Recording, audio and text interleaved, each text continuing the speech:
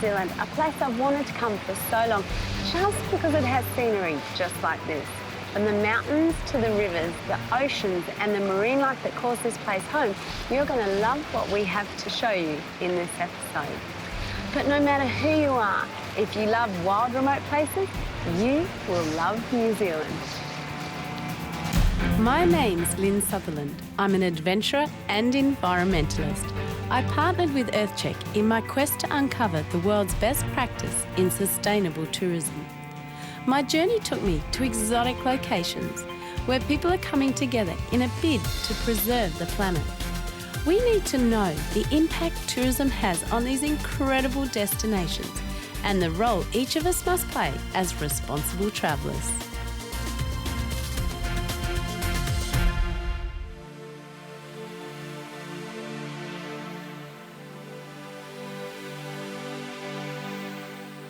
I am in Aotearoa, the land of the long white cloud. Most people know this country as New Zealand, and it has a tourism reputation for being 100% pure. But what is being done to protect this clean green image? I'm visiting 4 of EarthCheck's certified operators on the South Island, who are each taking a different approach to doing their bit. My first stop was to pick up an eco-friendly camper van. I am in the historic town of Oamaru, which is about 2/3 of the way down the South Island of New Zealand on the eastern side. Now, walking around here, you'd think you're gone back 100 years in time. But we're here to meet some very interesting locals.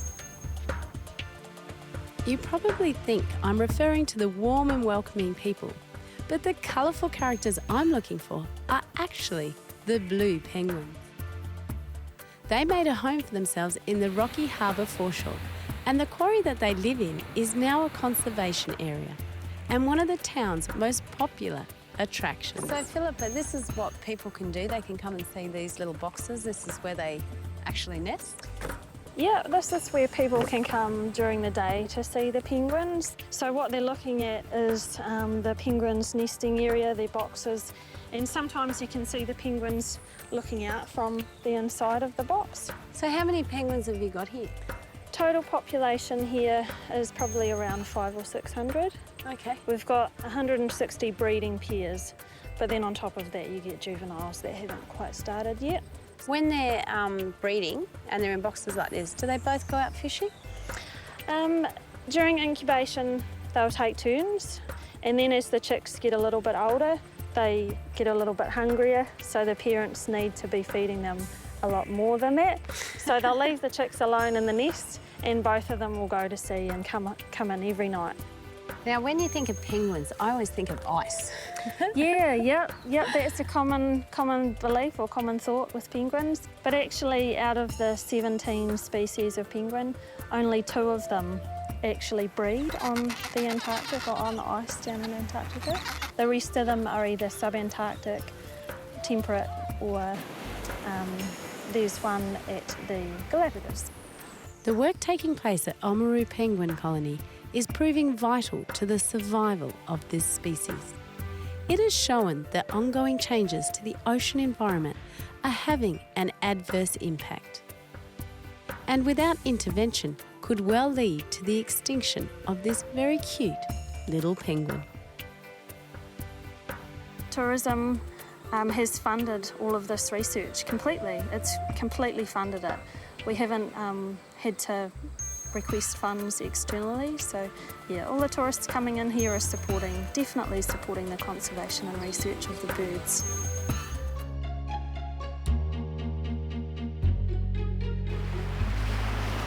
Well, after talking to Philippa this afternoon, I understand a little bit more about these penguins that we're about to see come in later tonight.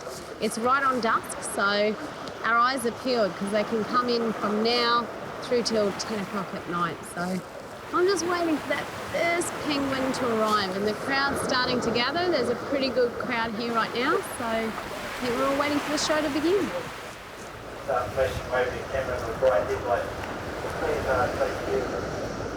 Well, it's only just starting to get dark and the lights have literally just come on, and we've already got our first little penguin come in. He's all alone, he's all by himself, but he's just made his way up these rocks and he's sitting there probably waiting for all his mates to come in from fishing as well.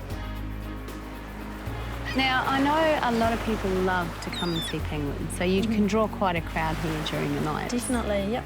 So how do you manage that to make sure these penguins aren't affected? Well, as you mentioned, it's at night that the birds are coming ashore. So we have lighting that it's believed doesn't affect their eyesight or their vision. We believe that they can't see it as well because it's that sort of orange, reddy shade or hue.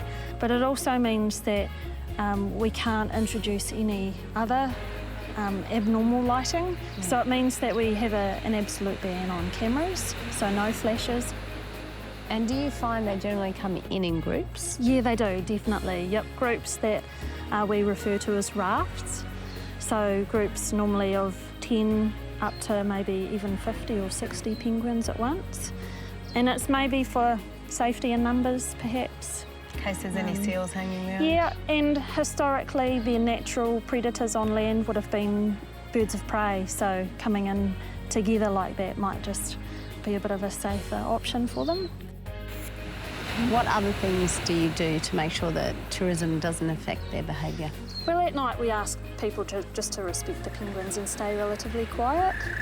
And also, as they're leaving at night, sometimes the penguins cross the road that the traffic leaves on. So you got to be So careful. we ask people just to drive really slowly and watch out for the penguins and check under their vehicle in case the birds are hiding out under there.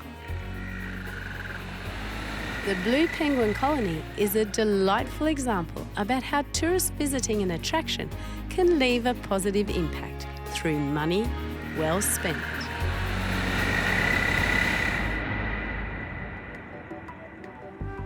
New Zealand is a geological masterpiece, and at every turn you see how time and water has carved out the landscape. The weather only adds to the drama, and low-hanging cloud brings flashbacks to the movie Lord of the Rings. I'm at the Beansburn Stream, which feeds into the Dart River at Mount Aspiring National Park. Now, I've come here to enjoy something that is very popular in New Zealand, and that's called jet boating. Now, jet boating offers you adrenaline and action-packed adventure on the river. There's also something else you can try if you like solitude and beautiful places like this, and that's called bunyaking.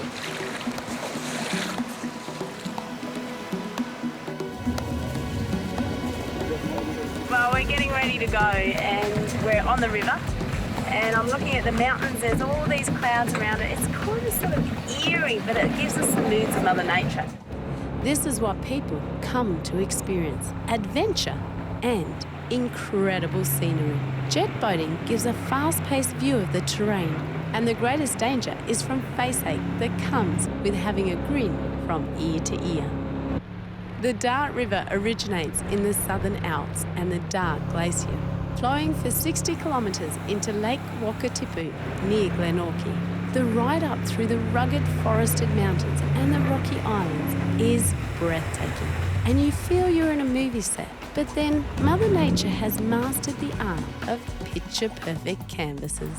Well, Andy, looking around, I know I don't have to ask you this question, but what's so special about Dart River? Well, you know, I think the core essence of the whole environment up here is Te Wāhi Pounamu, the World Heritage Area, which encompasses Fiordland National Park and South Westland National Park and also Mount Aspiring National Park. So the area that we're standing in at the moment is Mount Aspiring National Park. So we're looking at some very original rainforest. I think it's the dynamics of this whole environment. You've got the big mountains of the main divide here, and behind us we have the Cosmos Range, but it's also the combination of the river, the beech forest, the high mountains, and of course the high glaciers that you'll see on clear days. And I know it's probably a little bit cloudy today, but just looking around, I think this is the type of country that brings people like me to New Zealand, isn't it?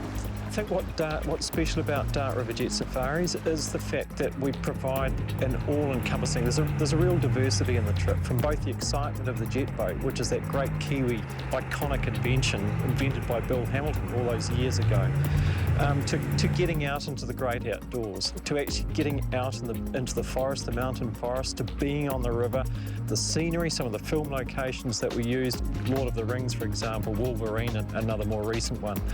And it's that real involvement that you get from here. And we're 50 minutes basically from Queenstown, so a short drive away, but here we are right in the heart of the Southern Alps. And how do you manage tourism? Because I mean, I guess your jet boats, have to come up through this environment. So how do you manage that? With that, I mean, there is a reality that we use petrol-powered engines to get here, but we have a program looking to reduce the amount of fuel that we use. Most people would look at jet boats and think, how can this be sustainable? There is a reality that petrol-powered engines are used, but Dart River works with EarthCheck to guide them in how to best reduce fuel consumption, make changes to trip routing, and harness new technologies, while closely monitoring other areas of the business where impacts can be lessened. What Dart River provides is an opportunity for us to access an environment and gain a better understanding of why places like this should be preserved. Now, there are a couple of different modes that you can enjoy this river. Of course, there's the jet boating where you get the thrill and the speed, and you also get the beautiful scenery. But if you want to try a little bit of a quieter option, you can go fun yakking. And the best thing about fun yakking is you can go off the beaten track of the river and you can come up to some of these little side streams. And just through here, I hear there are some very impressive canyons. It's absolutely stunning. I'm just looking up at the sides here, and it's all rainforest, and all the rocks have these mosses all growing over them. And wow, we're just about to go through this little canyon.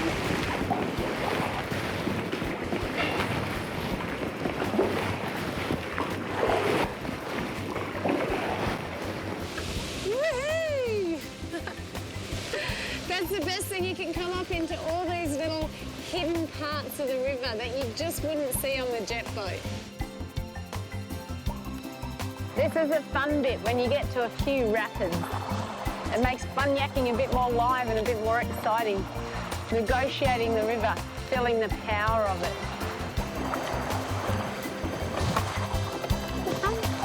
This is awesome!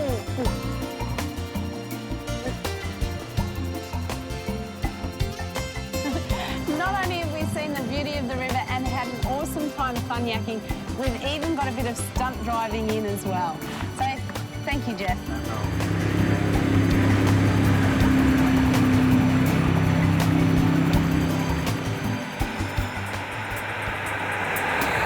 They say there are 11 sheep to every person in New Zealand. And driving through the countryside, that crazy figure is easy to believe. The South Island is very different from the North Island, as the land is more rugged and wild in appearance. Well, the great thing about having a motorhome is that you can go right around the South Island of New Zealand and stop absolutely everywhere you want. Beautiful locations like this.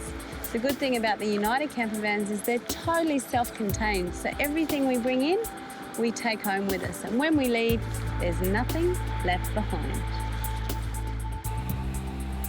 The drive up the west coast is one of the most stunning, and you'll want to plan plenty of time for stops along the way. We are now in the northwestern part of the South Island of New Zealand in the Abel Tasman National Park, and we're heading for Awaroa Lodge. This is some of the prettiest coastal scenery that you can see in the country. This is Tonga Island and it's home to the New Zealand fur seals. We've just seen a few little pups playing around on the rocks.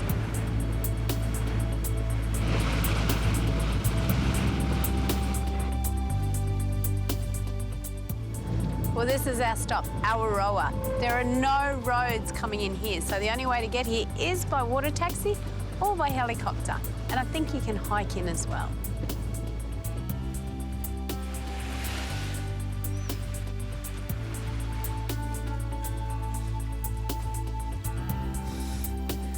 This is great. Even the walk here, you go through the gardens and through the bush.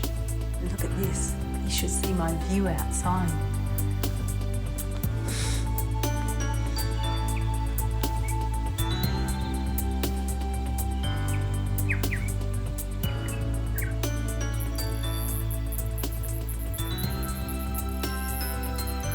Yeah. So you can come by water taxi like ours, helicopter, or hike in, is that right? Hiking, yeah.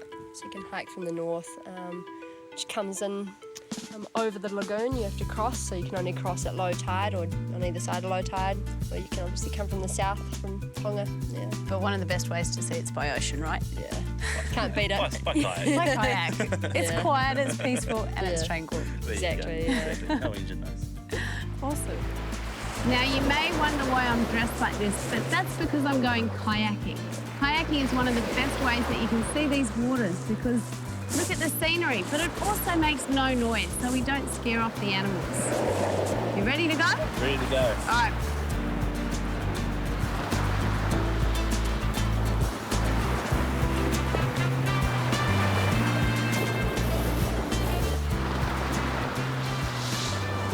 Well, that is definitely one of the best ways to see the national park.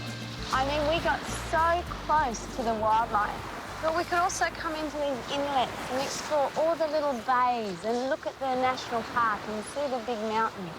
It is a great way to travel. Thanks, Rowan.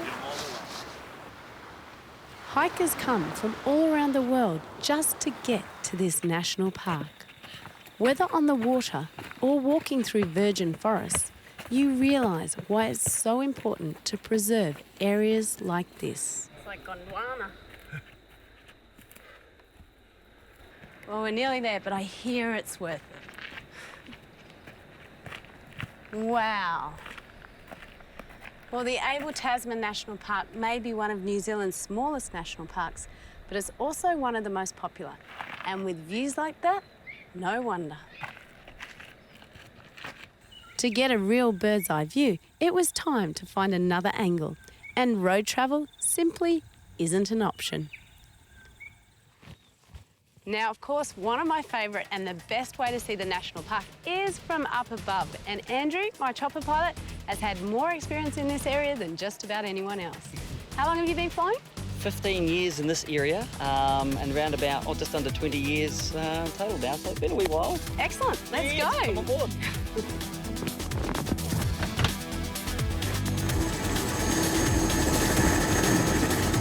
This area was named after the explorer Abel Tasman in 1642, and at 22,530 hectares is New Zealand's smallest national park. Its location at the top of the South Island has become an adventurous playground. The rivers that flow through Abel Tasman National Park feed into Golden Bay.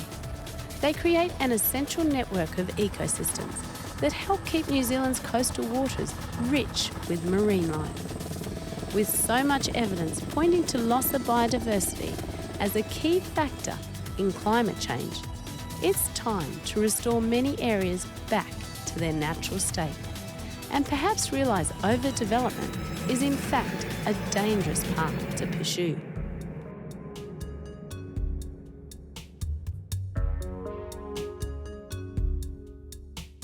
Well, I'm at the Awaroa Lodge Organic Garden and we're about to pick some veggies and some salads for tonight's dinner. And this is Selena. Hi. Are we ready to go, Selena? Yes, let's go. Yeah. Okay. In here? Yeah. This garden is about 250 meters long. Yeah, 100 meters wide, and grow whole year round. So what's on the menu tonight? What do we have to pick? We need some green, and this is one of the bak choy. So we pick one up. And how long do these take to grow? Take about 3 weeks.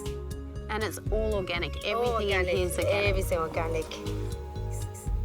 All the scrap from the kitchen, and we separate them, and the food will be processing in the bin, and then when about 2-3 weeks, we put in the soil and leave another a couple of weeks, and then you can plant them. So it's a full cycle. Full cycle. You have your veggies and then they all go back into your garden. That's right. So what we do is instead of just take them all one go, we try to get them like living plants. So what do we do? We just pick outside the leaves. Yep. So do you want me to pick some? Yep. So we don't take them all. So they'll grow new leaves? Grow again. Wow. Yeah. But the best thing is when you eat this food, you know there's absolutely no chemicals or no pesticides being sprayed on it. In this day and age, most of our food just gets sprayed. But this is 100% organic, and I know exactly where it came from.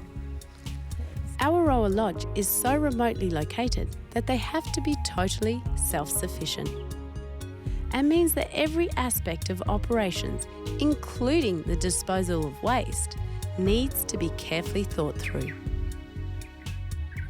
So Barry, there's a particular way that you manage the waste? Yes, the Department of Conservation here in the National Park have very strict rules. Everything that comes into the park has to be removed from the park. And we have a full recycling station here, along with the local village in Takaka. And so we recycle cardboard separately from paper, separately from plastics, separately from metals, and separately from general rubbish. And it's all compressed into 1 or 2 ton compressed bags, placed onto the trailer and taken out to the recycling station. We're very conscious of our footprint here in the National Park, and so sustainable tourism encourages lower carbon emissions and lower footprint and a cleaner environment, and that's what we try to do.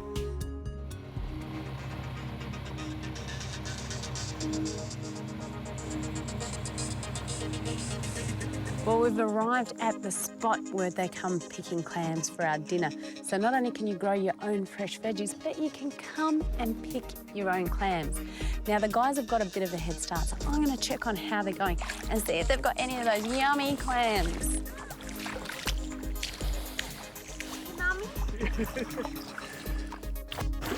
Now, we're here at a certain tide, so it's got to be a half tide, is that correct? Now, this is low water. You can see by the expanse of the inlet, in 4 hours' time, this will be completely covered. And in 6 hours' time, there'll be 3 meters of water in here. So at low water, there's just 2 small rivulets, one coming from the Awaroa bed itself, and another one coming from Totanui Inlet. So these 2 rivers, which are fresh water, flowing out to the sea constantly, is where the clams live. The clams live in between the fresh water and the salt water. I know how you tell what time is a good time to come and pick clams, because you watch the birds, don't you? We watch the oyster catchers. There's an oyster catcher here, Colin, a sanctuary for oyster catchers here on the point, which we guard and we protect on behalf of the Department of Conservation. Well, I've got some excited people here in the background because they've been catching clams, so let's see how they're going. How are you guys going? You got some clams? Oh, we have. We've caught more than anybody. We've caught more than Barry. We have.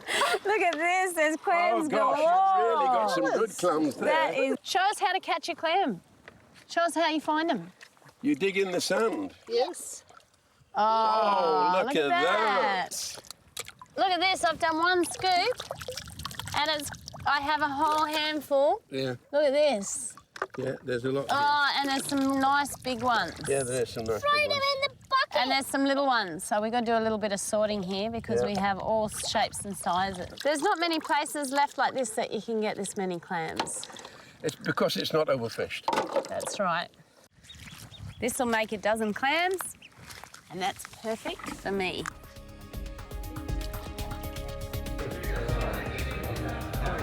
Well, I know how fresh these are because I picked them myself today out of the sand.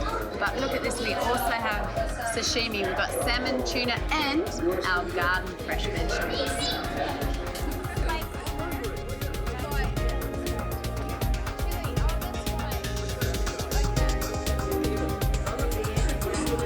To New Zealand. Indeed.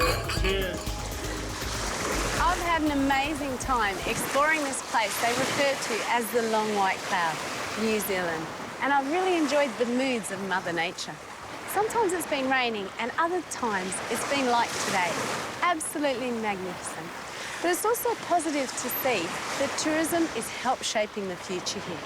And with people wanting to leave this place better for future generations, then I think we may all just possibly face a very bright future.